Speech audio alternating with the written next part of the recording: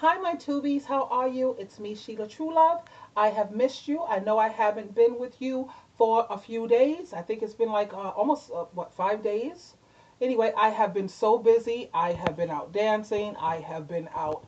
I just went to my fellowship meeting today and I feel so uplifted and so upbuilt. And I went out to two clubs yesterday. I had the time of my life. I had the time of my life. Anyway, today I want to talk about what makes you feel loved. Okay? Because there's many different languages. I think there's like five different languages of love. Everybody don't feel loved in the same way. And according to Dr. Chapman, there are five, universal ways that people express and interpret love. Since we don't all have the same preferences as our partners or our family or our friends, when it comes to giving and receiving love, this is how relationships can start to really get sticky and start to crack and mess and fall apart, put it that way. But by understanding our family and our partners and our friends, their love language, this can help us to start to tear down the walls and help us to understand how to make others feel loved and appreciated and valued. Now, there are some people who feel loved when it comes to words of affirmation, compliments. The language uses words to affirm the other person. And for those who prefer these type of things, they want to hear things like "I love you," and other compliments are what they value the most. I'm not that type of person. Words hold real value for a lot of people. That's why if you say anything negative or insulting to them, it cuts them really, really deep, you know? And it makes it really hard for them to forgive you because that's their way of feeling loved based on the things that you say to them. Then you have people who are quality time. That's me. Bingo. This is the way I feel love. Quality time. Okay? This language is all about spending time with the person, giving the person your undivided attention when you're with them. Again, spending time. That's what makes me feel loved. Because you claim that you love me, but you don't feel that I'm worth your time and your energy. No, I don't feel loved. I don't care what you do or what you say. That's not love. you know?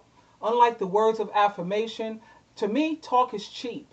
Spending time with a loved one, that leaves the person feeling, well, me. It leaves me feeling loved, satisfied, and comforted. Distractions that comes up, or when you postpone dates, or you fail to listen or spend time, that's very hurtful to me. That's very hurtful. That's not a person who loves me. I don't care who you are. Being there for me, that's crucial. I remember my ex-husband, he used to like to be around me all the time, and I do mean all the time, but I couldn't stomach it too much because being with him was a chore. And nothing, it was just hard work, a lot of hard work. I mean, he was mean, he was hateful, he was disrespectful, he was envious and jealous of people who were high functioning, and he always had a hidden agenda. Trying to have an intelligent conversation with this man, it was like pulling teeth. So even though he was willing to spend time, a lot of it, I couldn't deal with that. It's just not the same. Now, I didn't enjoy his company at all. But spending time with my family or people who are funny, intelligent, loving, kind, have common sense, and are thoughtful, now that's a pleasure beyond words. I mention those qualities because those are the same qualities that I have. And if a person don't spend time with me, I don't care what they say, I don't care what they do, they don't love or care about me. People always make time for things. You and I know that. It's a fact. People always make time for things and for people that are important to them. Anything that's a priority, they always make time. I say this to my kids. I hope they that registers, but it doesn't seem to. They don't get it. Everybody has different ways of feeling loved. I don't care what you buy me. I don't care what you whatever. You don't feel I'm worth your time. You don't love me. Say what you want. Say what you will. Now you got other people. Another way to feel loved, and this works for me too, receiving gifts. For some people, what makes them feel most loved is if they receive tangible gifts. I'm not saying that the person has to be materialistic because I'm not. But when you show me that you are thoughtful or you get like a little meaningful present, that helps me to feel like I'm valued to you or like I'm appreciated.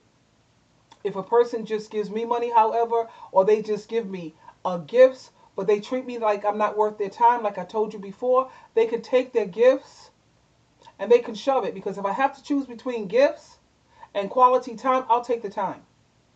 That means so much more to me. Other people, they feel love by acts of service. Now, for these people, actions speak louder than words. People who speak the language of service want their partner to recognize that their life is rough and help them out any way possible. Lending a helping hand shows that you really care when it comes to these type of people. People who thrive on this language, they do not deal with broken promises. They don't have time for laziness, and they have very little tolerance for people who make more work for them. Basically, if you're not willing to show your appreciation by doing them a favor, you're saying you don't value them. And there are people who are like that in this world. Like I said, you're spending time with me and gifts. That's me, especially if it comes to a man. You know, the way a man provides, that shows me how much he loves me. My kids shows me love by the quality time they spend with me, time that they're willing to spend with me. That's it. Then you got some people who they need physical touch in order to feel loved. Again, that's so not me. I don't need that. I mean, if my partner needs that, I could get with that program, but I don't need that. Now, to this person, nothing speaks more deeply than appropriate touch. That doesn't mean in the bedroom all the time. Everyday physical connections like holding hands, kissing, or any type of physical contact is greatly appreciated by people who feel loved in this manner. A person who speaks the language of physical love isn't necessarily an over the top needy person, but getting a little touchy feely, that does make them feel safe and it makes them feel loved. And any type of physical abuse, that's a deal breaker for them. So, tell me something. What's your language of love? I think I made it very clear in terms of what makes me feel loved. And I'd like you to leave some comments at the bottom and tell me, what is it that makes you feel loved? I'm really curious, especially for my tubies. Anyway, Sheila True Love, you always have a choice. I had to make this video for you today because it's been a minute since we have been together. I've been kind of busy. I've been working on my book. I already have one book published and I have two more that I'm working on. So it's not that I forgot you, because I love you dearly, and I do. You know that, I think. Until next time, darlings, you always have a choice. Choose wisely. Bye for now.